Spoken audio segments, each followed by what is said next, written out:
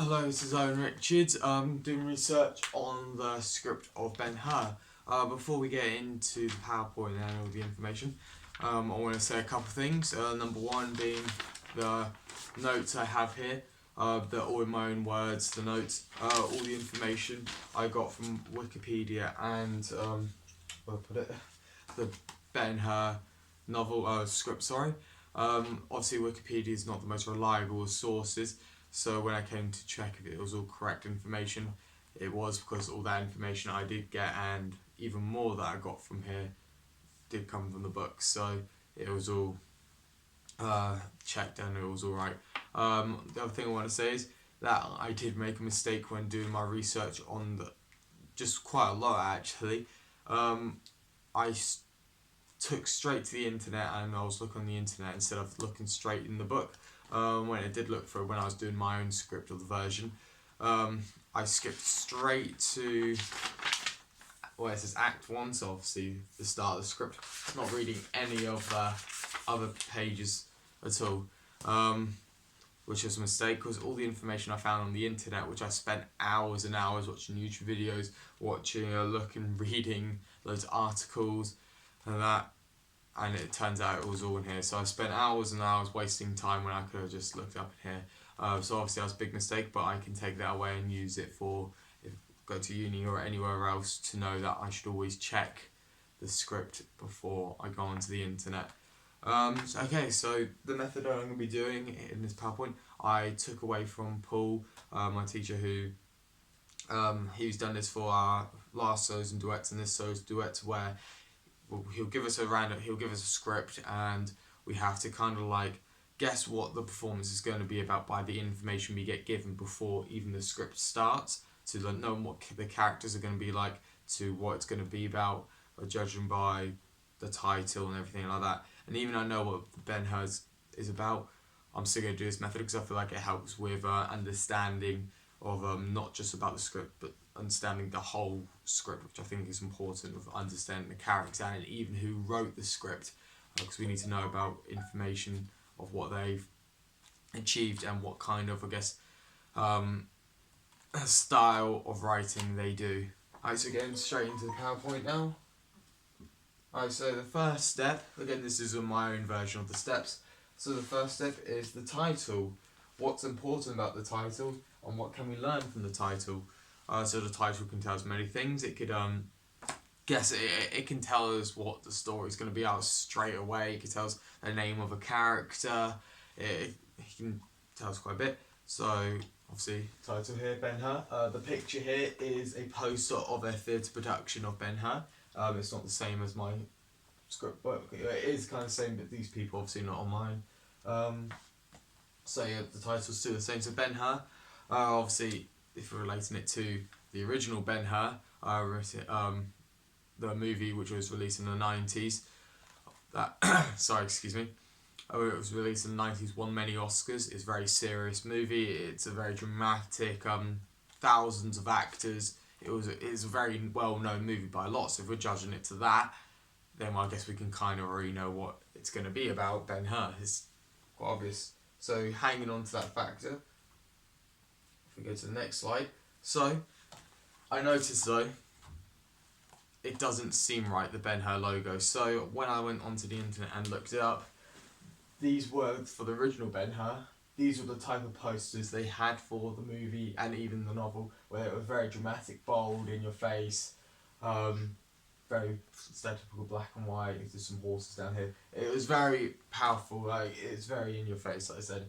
But this one, it doesn't seem. It seems a bit more goofy, and the way I say that is because of the bright colours. This is red, red, kind of dark red, symbolising blood and all that. Whilst this one over here is bright yellow, and the writing's goofy in the sense it's kind of all leaning on each other. And I put in my head that puts kind of a comedy. It makes it seem funny. So I'm guessing my first kind of reaction, if I didn't know what the script was going to be about, maybe it was going to be a parody of the original Ben-Hur. That's what I would think just from the title alone. Right, so the second step is who wrote it. So again, on any novel script, have the writer on the front. So written by Patrick Barlow. So Patrick Barlow, here's a photo of him. So Patrick Barlow, he was born on 18th of March 1947 in Leicester, England. His occupations was as an actor, director, playwright, and comedian. So usually you think, okay, so why do we need to know the date of when he was born, where he was born as well? Why are those bits important? Well, it's quite important in the sense that you can relate a lot of people's writing to the era they were born, like the era they were raised up in. For example, the writer who wrote great Inspector Calls, they were born in in Liverpool. The person who wrote that, where it was quite lots of social classing, so higher class, lower class, working class, and the book of it obviously was about this girl called Eva who was quite poor, but she spent a lot of time with his family who were in the upper class, and she killed herself, and these all upper class people all played a part in her murder. So it was a lot about different social classing and her experience being in a working class and what it felt like. So that's why a lot of the times the era they were born in is quite important. But saying that, there wasn't a lot of information talking about Ben-Hur in the sense of why he wrote it. The only reason he did write that I found out why he wrote it is a quote from him, is because he liked to take something that was serious and turning it into funny. For example, he also did a parody on Oliver, made it a comedy, but it wasn't popular. It was one of his first ever things he ever did. It didn't really turn into anything big like this Ben-Hur parody. So he likes to dive into places where you think it's quite serious, boring, and try to put a little bit of light-heartedness into it. So that's the information I got of why he wrote it. So occupations: actor, director, playwright, and comedian. So again, I can kind of get the clue from there. Occupation, he's a comedian, and all this information I got from his script. So you can get a bit more information. This is going to be a comedy. So yeah, that's the writer. So we just talked about all that. So the third step, the cover. So this is the actual cover here. You can't really see it from this image, it's a bit blurry, but sorry about that, it's just our phone. So getting a bit of information we can get from this, again it's a bit blurry, sorry. Right on the start it says here in like a little sign, you can kind of see it there, but it's a bit blurry. It says 4 actors take on the might of the Roman Empire. Big clue, there's only going to be 4 actors in it. So again, if you're looking at the original Ben-Hur movie, thousands of actors, lots of people in it, and then you come down to this, it's 4 actors. So how is 4 people going to do this almighty play in a way? Again, this kind of puts more of a clue. Okay, it's going to be a comedy, because a lot of comedies do multi-rolling. There is quite, I'm not saying that serious plays there isn't multi-rolling, but you generally find more multi-rolling in comedies because you can turn it you can make a lot of comedic scenes with the multi-rolling, like maybe something going wrong, costume change gone wrong, maybe, a man become a woman becomes a man type thing. It is a lot of kind of stereotypical comedy with multi-rolling, so there's a big clue there. And then there's another big clue, which is on below where it says written by Patrick Barlow, it says based on the novel by General Lew Wallace. So here's a picture of General Lew Wallace. He is the original person who wrote the novel of Ben-Hur, the serious version that turned into the famous movie. Sorry. So Lew Wallace wrote Ben-Hur in the 1880. He served in the Mexican-American War and the American Civil War. During his time at war, he wrote novels and continued after his service until his death in 1905. So the information I got of why he wrote this, and also like some other little details. For example, the betrayal. Obviously, the big part of Ben-Hur is the betrayal between Judah and Messala. He put that in there because obviously, in his time of war, he was betrayed by a close friend. It didn't when doing the research, it didn't mention the name of who was betrayed by it. It was just mentioned he was betrayed by a close friend. and he put this into the story to kind of show the betrayal of friendship and revenge. So it kind of gives a bit more of his character of who General Lew Wallace was, and the reason why he puts, obviously in the movie, is a lot about Jesus. It was quite high on Christianity, is because he was a Christian as well, so there's a bit more information there about that. So it's good to know about the person who wrote this, because obviously it gives us information like the reasons why he had betrayal, the reason why there's a lot of heavily Christianity in there. It gives more information of, I guess, why the movie the way it was, and why this version is most likely going to be a parody of it. So there's no more of the slide, because it's just going to be mainly me talking about the information I got from here, all the information through all the way before we even hit the script. I'm going to be picking apart about how the characters are, how I got the information, how I'm going to change them into my own, and so on. So all the information I got there was just from the front of the page. Obviously, I did look into who Patrick Barlow was, General Lew was, from the internet, and obviously in the end into the book as well itself. But it still gives you a lot of information of what's the script's going to be about. Okay, so if you jump straight into the information in the book. So at the very start, I'm going to read a bit by bit and pick it apart and say what it means and why it's useful for me to research. Alright, so this is a play of two worlds. The world of Daniel's play, adapted from Lew Wallace's celebrated 19th century tome Ben-Hur, and the world of Daniel's company. So, straight away, alright, so this play is going to be about two different performances. It's not just about Ben-Hur. By the looks of it, it's going to be about an actor's, it's like an actor's story, and obviously the story they're portraying. So there's a good bit of information there. And obviously it says the world of Daniel's play, that's my character, big bit of information. Just by the sound of that, that sounds like that's the leading role, I guess, like the main character. So that's good information for me to know for when I'm playing the character, though now maybe my character's going to be the main role. Alright, so carry on. The Daniel Vale Theatre Collective, who are batting the odds to put the play on. It is the clash of these two worlds, the world of one and the over-ego of the other, that gives the play its story. So, by the sounds of that again, it's going to go, the play sounds like it's going to go wrong, it's supposed to go wrong. That it's going to be some arguments between Ben-Hur and the other performance, so it's like, again, like I say, a clash. Alright, and then it carries on saying, I lost where I was.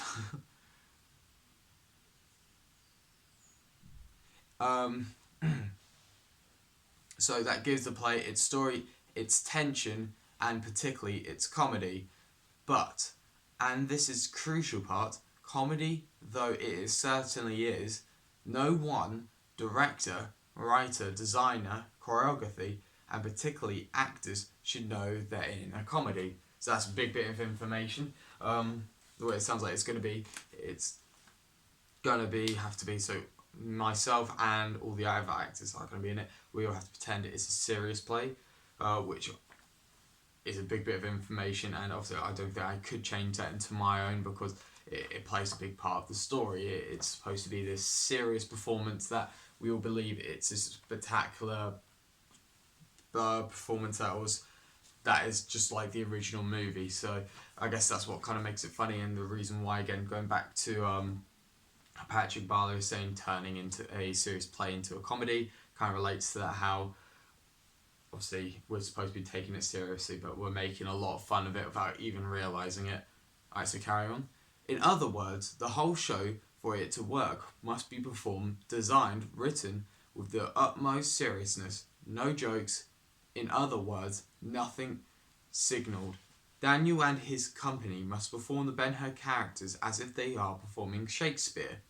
So again, going back to what I said, it shows that, we're supposed to be we have to be serious about it. We have to pretend this is an amazing play. Obviously, you might think that if we're going to act it seriously, how is it going to be funny? So that's when obviously it goes into the wording of the script, which in another video I've got, obviously where I pick apart my own script, it's in there of how I picked apart and how I made it funny in its wording, and even if it's still funny in the wording in the original. Carry on. However, loopy and convoluted the writing, Daniel, who must believe wrote it. Again, big bit of information for me, so I have to believe it's not a script that I've got from someone else I'm reading, that I'm the one who wrote it. Doesn't know it's loopy or convoluted. He believes he is an artist of classical stature. The same goes for his portrayal of the title role. All the actors should have the same inner and intense confidence and deadly certain of purpose, partly because they are playing deadly serious actors, but the characters they are playing take themselves deadly serious too. So again, going back to what I said, I'm not going to repeat myself, serious, pretend I'm in Shakespeare. The great Buster Keaton said, with comedy, the most seriously the actors, writer, director take it, the funnier it is. Life is a deadly serious for the silent comedians. They don't know it's funny, so it is for the Ben-Hur characters and the Daniel Vale characters who live their lives is in constant fear of disaster. So, good bit of information there again. I like the quote with the comment from Buster Keaton. With comedy, the most seriously the actors, writer, director take it, the funnier it is. So again, what I said, that if we play it to a more serious line instead of playing for a laugh, it's more likely going to be funny, not because of the presentation of it, because of the wording. So that's good to know. If Daniel and his company stumble over lines like, there is no other path now but mine own path, wherein I now must now I in, I on, I tread on. The problem for them is that both text and delivery and memorizing lines are really beyond their abilities, but more importantly, that anything that goes wrong, any little stumble, is just the tiniest hiccup and phases no one for a moment so sure is their confidence. So again, nice bit of information talking about how even if something goes wrong, we got to kind of play it as in, okay, so the audience saw it, but just got to carry on as normal. So in a way, as you would in the normal play, but I feel like we have to kind of a little bit of exaggerate the mistake we've made, kind of show maybe even a little bit, maybe like a little eye twitch or a little bit of a confused face, but still carry on with the performance. So it's a good bit of information to know that this is how our characters have got to be for the whole way out of the play. Alright, so Karen. Most important, if something does go wrong, the lines go, the plume of the helmet gets stuck in a door or a pillar collapses. Crystal and Omar are caught kissing. They keep going even there when Daniel nearly doesn't keep going. They keep going because they convince themselves the audience won't have noticed. A dangerous misbelief shared by actors, but however misguided. So again, going back to what I said, we have to play as in, okay, so we think the audience haven't seen it yet. The point is the painful and emotional arguments that increasingly proliferate between Daniel and his actors are not to be signalled, not to be cheapened by a comic effect. So I'm going to quickly compare this line to our Christmas show quickly. So obviously it's saying you've got to play seriously, not play for a cheap laugh. So we're going to compare it to the Christmas show because this plays a big part in a way. So when I played the Royal Mr. Beaver and my colleague Tom, who's also in Ben-Hur, we played the Beaver characters who are comedic for a laugh. We made sure the jokes were, okay, this is the hard line, we've got to play it for the laugh. And we even mentioned for the lion Aslan in the Christmas show that we used, we said that, okay, can we not make it a really kind of crappy design to make it for a funny laugh for when it first come on stage? And my teacher Paul said, no, because we don't want to play it for that quick, cheap laugh and have it the whole way through just looking a bit ridiculous. And that's good to know that kind of taking that information now from then to now, that because then I didn't really understand why we didn't play for a cheap laugh, or the only kind of comedy is to aim for a comedy. where this is we're still playing it serious, we're not in a comedy, which is, I guess, a new kind of comedy that I haven't done before, so this is a good bit of information to have. Was if I didn't know this at all, I would have played all the lines in the script for a laugh, not for how it's supposed to be portrayed, so that's good to know. Even the misspellings and mispronunciations and convoluted grammar and garbled mock classical language should be played faithfully and justified by the actors, who not have read the original book assume that's how it should be. There need to be no jokes, repeat no jokes for their own sake. Every line in the script must be justified or explained. They should be explored through rehearsal and improvisation.